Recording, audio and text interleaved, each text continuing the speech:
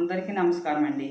అమరావతి రుచుల్లో ఇవాళ వంకాయ, బంగాళదుంప, మునక్కాయ వేసి వండుతున్నానండి. ఎలా వండాలో చూపిస్తాను. దానికి కావాల్సిన పదార్థాలు: ఒక దుంప, మునక్కాయలు 2, పావు కిలో వంకాయలు, కరివేపాకు, అల్లం వెల్లుల్లి, ఉల్లిపాయలు. ఇప్పుడు 4 గరిటెలు పోసుకోవాలండి. ఇప్పుడు ఆయిల్ కాగిందండి. ఇప్పుడు 1 స్పూను తాలింపు గింజలు వేసుకోవాలి. పెద్ద ఉల్లిపాయలు వేసుకోవాలి. 2 ఉల్లిపాయలు పోసుకోవాలండి. పోసుకుంటే కొంచెం బాగుంటుంది. కరివేపాకు వేసుకోవాలండి. కొంచెం యాప్ ముందరే ఇప్పుడు మనం వెల్లుల్లి కలిపి నూరుకున్నామండి. అది వేసుకోవాలి. కొంచెం చూసారండి, మంచి స్మెల్ వస్తుందండి. ఇప్పుడు మునక్కాయలు వేసుకోవాలండి. మునక్కాయలు, వంకాయ వండుతున్నారు కదా, నీళ్లు పోయకుండా వండుతానండి. చూడండి ఎలా మగ్గిపోయింది. చాలా టేస్టీగా ఉంటుందండి కూర. మాత్రం బంగాళదుంపలు వేసేస్తున్నాం. కలిపెట్టుకుని కొంచెం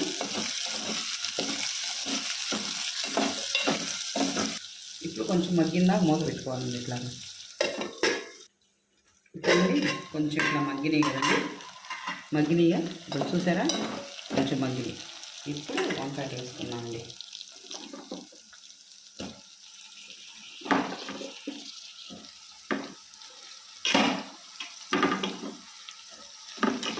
నీళ్లు పోయటం కానీ ఏమీ ఉండదండి. మీరే చూస్తారుగా మగ్గిన తక్కువ కూర.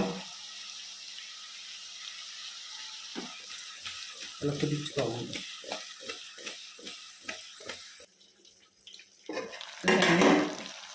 ఇందాక ఇట్లా మూత పెట్టేసాం. ఇది ఎలా మగ్గిపోతుంది.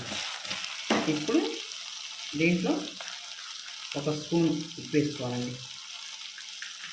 1 అర స్పూన్ పసుపు వేసుకోవాలి. కలుపుకోవాలి ఒకసారి. కలుపుకున్నాం కదండి, ఇంకా కలపకూడదండి. కారం వేసేటప్పుడే కలపాలి, లేక వంకాయ ముక్క మొత్తం చిరిగిపోయిద్దండి కూర మొత్తం.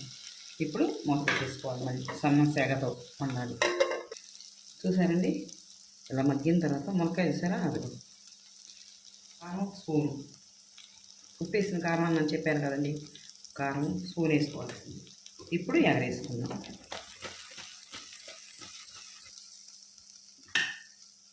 చూసారండి, రెడీ అయిపోయింది కూర.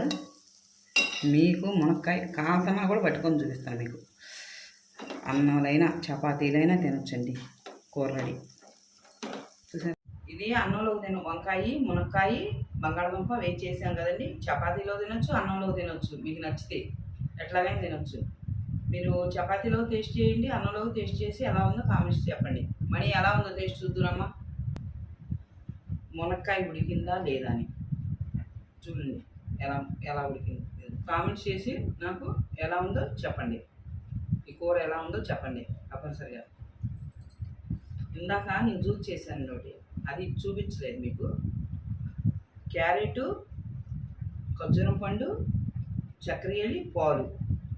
2 ఖర్జూరం పండు, 1 క్యారెటు, 2 చక్కెర, గిద్ద పాలు చేసి ఎందుకు చేశానంటే, రక్తం ఉండట్లేదని డాక్టర్ గారి కాడికి వెళ్తుంటేనండి ప్రతి ఒక్కరు రక్తం లేదని చెప్తున్నారండి.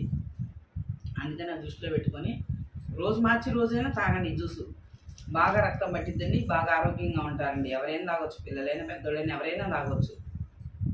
సూపర్గా ఉంది. మీరు ఎలా ఉందో నాకు చేసుకొని తిని చెప్పండి, కామెంట్స్లో చెప్పండి. షేర్ చేయండి, సబ్స్క్రైబ్ చేసుకొని గంట క్లిక్ చేయండి. రేపు అమరావతి రుచుల్లో మరో రుచితో వస్తానండి.